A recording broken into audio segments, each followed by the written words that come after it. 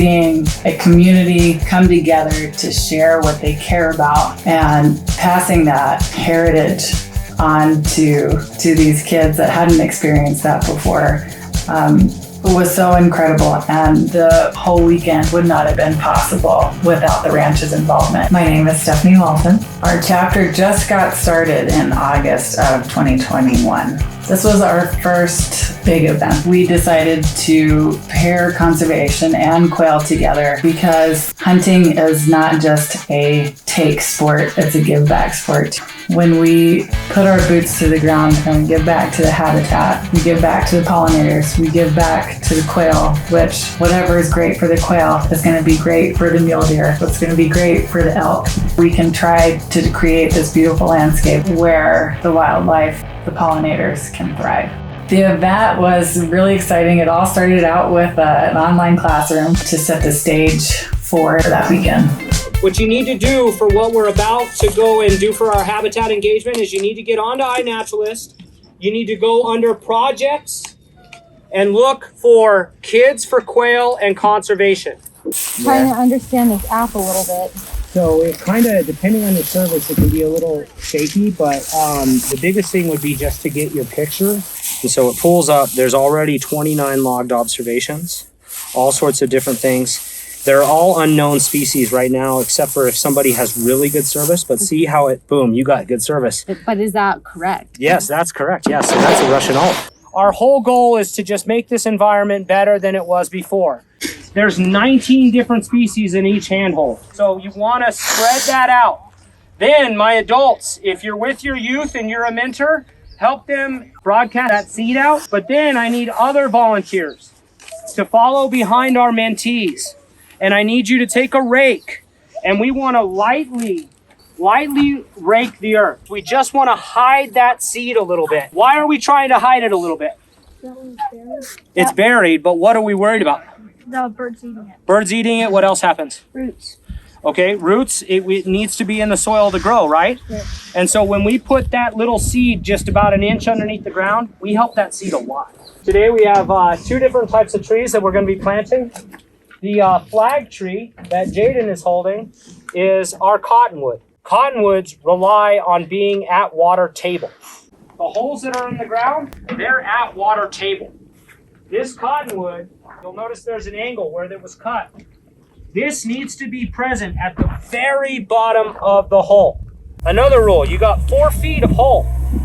If there is an air gap present, what do you think grows in that air pocket? Mold. If we do this correctly, we can see anywhere from 70 to 90% success rate. And so these trees will be great for birds, maybe in the future turkeys that love to roost in these trees. They're going to shade our pond. They're going to cool everything down. This is the willow here. This is what we noted is the big key factor in erosion control because they set up and they reproduce really quick. Once that gets established, it's going to send out others and they're going to get thick, and that helps hold that soil.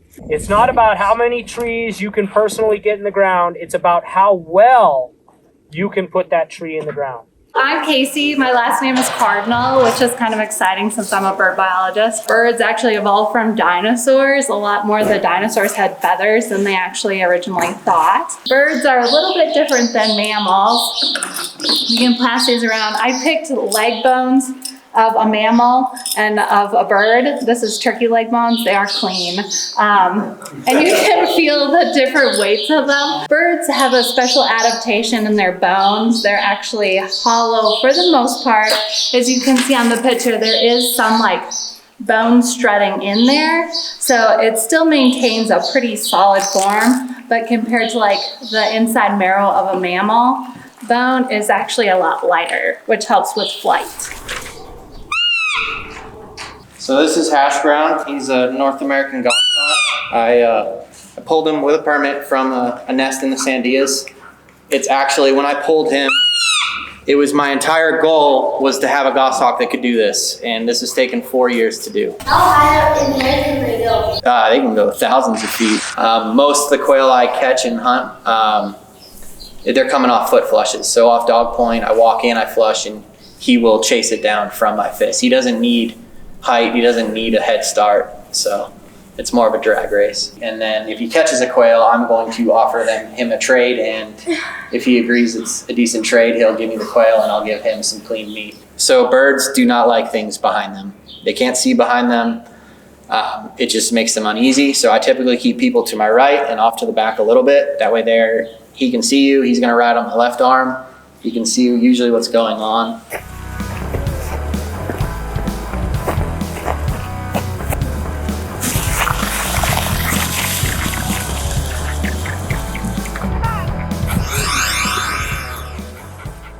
See, he didn't damage it. He just kind of still got its head. He just kind of plucked it a little for me.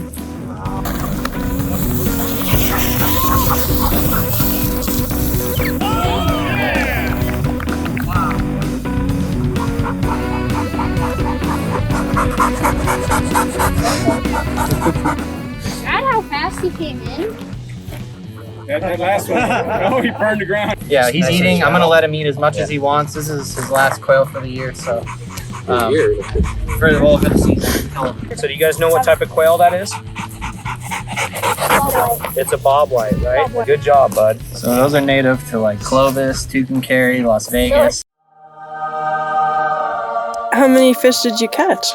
2 each. Nobody else caught any. I used to worm both times. They were hard. I used to worm.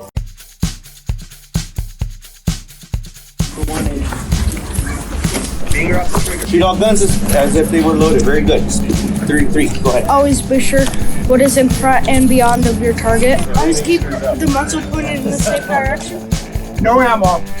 We're just going to watch the bird go out, and you're going to track it with your finger. Let's see one. Pull. Got that. Now let's do that with a shotgun. Empty. Just swing with it. Pull. Okay. All right. Here's the real deal. Ready? Going hot? Going hot. All right, going hot. Everybody on top. Ears on. Load one. Hold.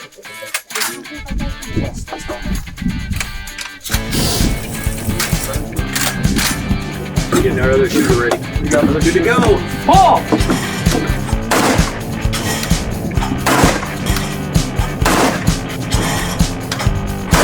All right, going hot, guys. Pull.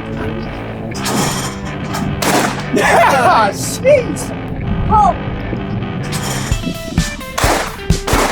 Nice.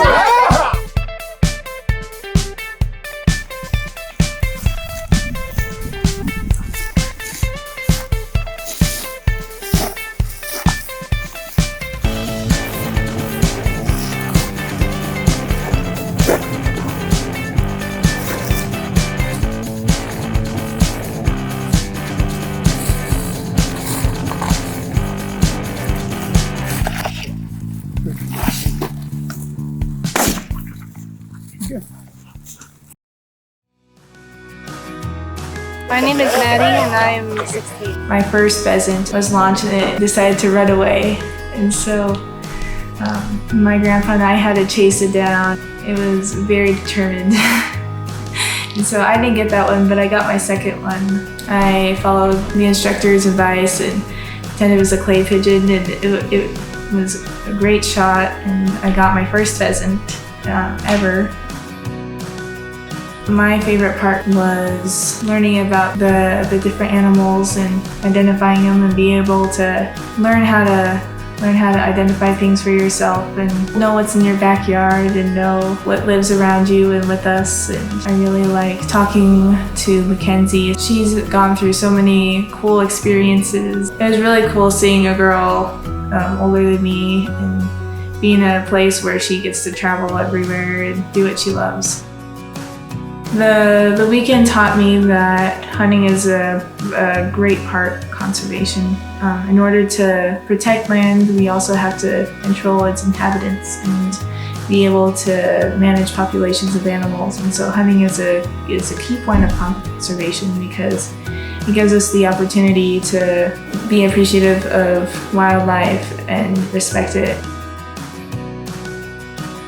We all got to learn how to clean pheasant and clean our birds. Children of all ages can appreciate this experience and take away something from it. It was cool seeing all these different people come together for this activity and getting to meet them all. I could feel just a sense of pride and unity. It was really cool seeing how all these little kids are growing up and learning new skills and appreciating wildlife. It was a really cool experience I'll remember for a long, long time.